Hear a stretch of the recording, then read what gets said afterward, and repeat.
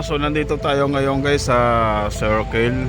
Ayan, kung napapansin nyo po guys, ayan po sa bandang dulo, ayan po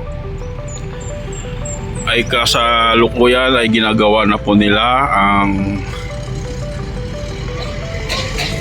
MRT Line 7. Ayan po, ayan.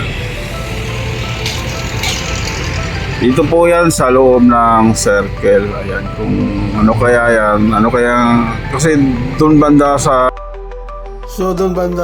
kabila guys, may Diliman, Percua. Ayan, ito sa loob ng Circle, parang ano to, drop open yata ng mga passenger. So station pa rin ito, Diliman, malapit. Mamaya pakita ko sa inyo guys.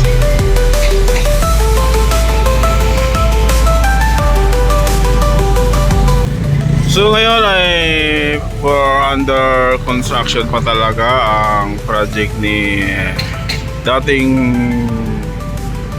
Pangulo, former Pangulo, President Roa Duterte. So pakiramdam ko pa rin na guys ay parang kay Duterte pa rin ang build pa rin ngayon, kahit hindi na ang ibang, kahit iba na ang presidente ngayon, pero feeling ko sa kanya pa rin ito.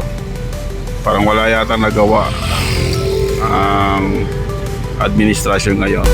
Okay guys, let's go.